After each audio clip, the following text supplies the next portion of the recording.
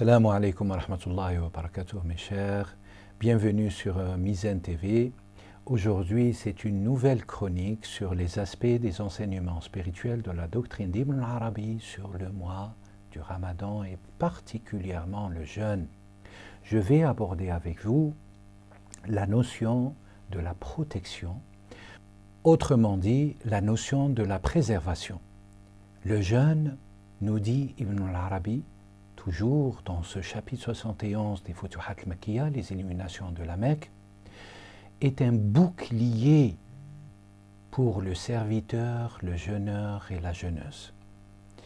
Et il explicite ce bouclier par la racine du substantif at-taqwa, grande notion de l'islam, un aspect fondamental aussi dans le Coran, voire même une véritable demeure de l'élévation spirituelle et du cheminement. À titre d'exemple, Ibn al-Arabi, en revenant sur le début de Surat al-Baqarah, le chapitre 2 du Coran, où une classe des serviteurs de Dieu est citée, à savoir al-Muttaqin. Bismillah ar-Rahman ar-Rahim. Alif Lam Mim, ذلك الكتاب لا ريب فيه هدى للمتقين. Bien sûr, cette sourate, elle commence par les trois lettres suprêmes de la langue et du langage arabe coranique. Et ce livre, ou ce livre-là, est une guidance, certes, pour ceux qui craignent pieusement Allah. Cette notion de taqwa, al-muttaqin, bien sûr, dans le champ de sa racine, exprime l'idée de préservation. Préservation de l'être, préservation de nous-mêmes, préservation de nos familles, de nos semblables, préservation par extension de la société. Et c'est pour ça qu'Ibn al-Arabi insiste que le jeûne, le fait de jeûner, d'éviter les mauvaises paroles, d'éviter les calomnies, d'éviter les mauvais actes, d'éviter les mensonges, d'éviter de nuire à soi-même, à sa famille ou à la société, aux individus de la société, nous octroie comme récompense et comme fonction du mois de Ramadan, de l'observation du jeûne, ce bouclier qui est incontestable, à savoir, en arabe d'ailleurs, Ibn al-Arabi utilise même le terme, un terme avoisinant, qui est le terme de al-junna, qui signifie le fait de préserver ou de protéger soi-même contre quelque chose qui nous nuit.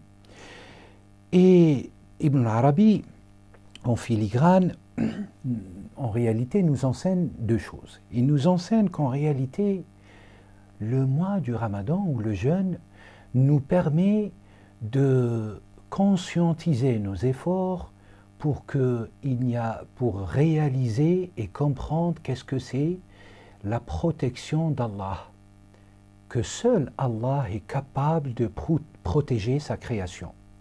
Deuxième idée qui s'adjoint à cette première est celle, nous dit Ibn al-Arabi, est celle que celui qui observe et qui fait l'effort de comprendre que seul Allah a cette capacité et ce pouvoir de nous protéger, cela incombe à nous de nous protéger nous-mêmes et de protéger nos proches, familles et tous les membres de la société. Alors bien sûr, ces deux aspects ou ces deux éléments corroborent la question de la préservation de l'âme, la préservation de l'être et la préservation, bien sûr, de la vie de manière générale. Ce point, ou ce troisième ou quatrième pilier dans ce chapitre chez Ibn al-Arabi, nous conduit Ibn al-Arabi à nous dire comment. En prenant un exemple, et cet exemple nous dit à la lumière d'un hadith de Rasulullah, alayhi salatu wassalam, il nous dit pour vous préserver à titre d'exemple, il faudrait s'abstenir de tenir des propos ou des actes indécents. Premier élément. Deuxième élément, il nous dit qu'il faudrait s'abstenir de crier, de lancer des cris. Et là, bien sûr, on voit aussi que les enseignements autour du jeûne chez Ibn al-Arabi, à la lumière du Coran et de la Sunna, vise aussi un certain enseignement psychologique, un certain enseignement éducatif de l'être.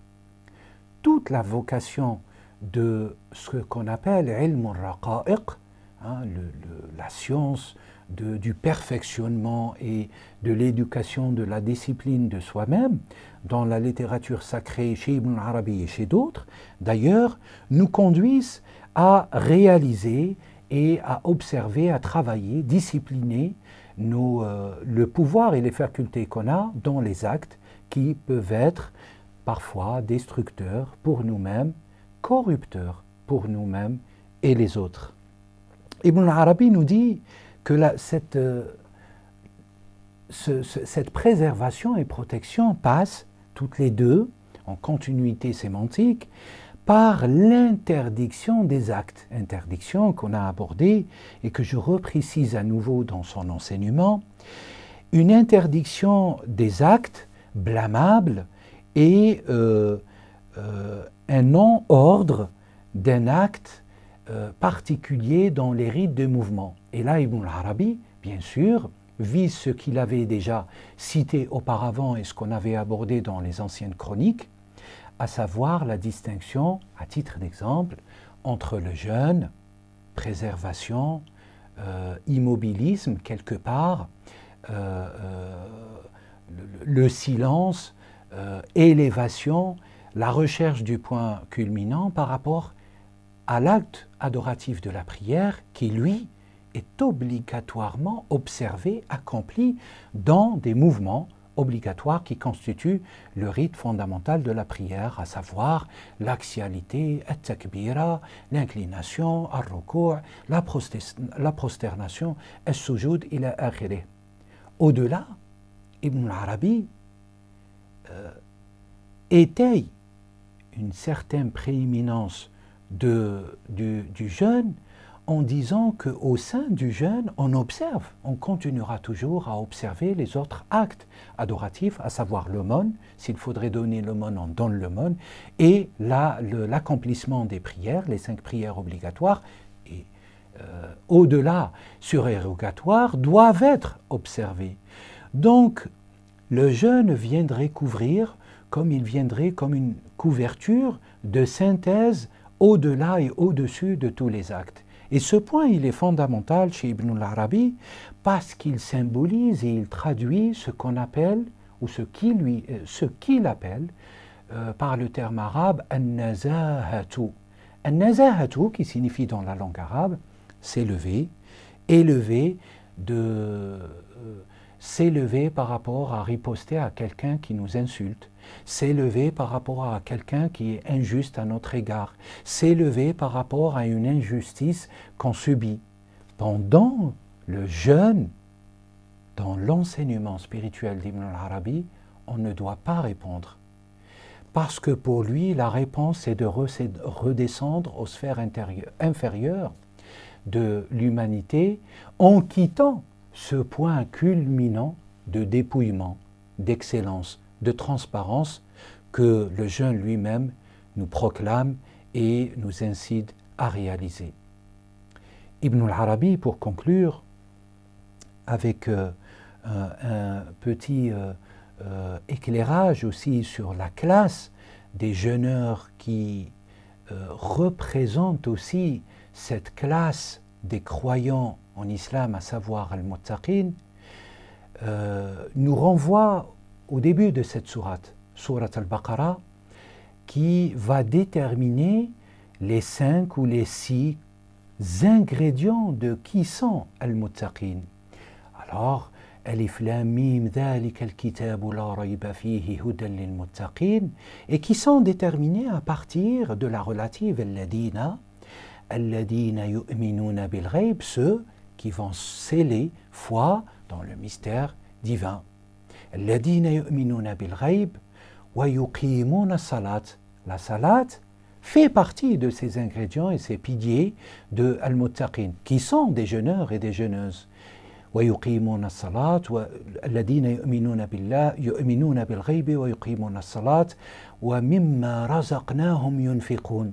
Et ceux de tous les combles que Dieu le raccorde sur terre, il dépense pour lui et par lui. Et al-rizq n'est pas seulement la subsistance, d'ailleurs, même dans les enseignements d'Ibn al-Arabi, une subsistance matérielle. Celui qui a la science et la dispense, c'est un rizq qui dépense pour Allah. Celui qui a les moyens pour soutenir les nécessiteux ou les pauvres, c'est aussi un rizq. Celui qui a un conseil, c'est aussi un rizq qui redistribue aux autres. Celui qui a l'art qui a une science pour guérir, les médecins à titre d'exemple, c'est aussi. Donc toutes les grâces et les combles par lesquels nous sommes comblés et gratifiés font partie de ce troisième élément constitutif des ingrédients ou des aspects de l'muttaqin. وَالَّذِينَ يُؤْمِنُونَ بِمَا أُنزِلَ إِلَيْكَ وَمَا أُنزِلَ مِنْ قَبْلِكَ. Et ceux qui croient, qui scellent foi définitive en ce qui a été révélé à toi, descendu à toi, ô Muhammad, alayka salatu wassalam, à savoir les révélations antérieures à l'islam, les kutub al-mursalin, les livres aux messagers avant Rasulullah, at-Tawrat, al-Injil, etc. وما أنزل من قبلك وما أنزل إليك, et ceux aussi qui doivent certifier que la révélation finale universelle, qui est le Coran, le Coran al-Azim, aussi est une révélation divine et dans laquelle ils doivent sceller foi.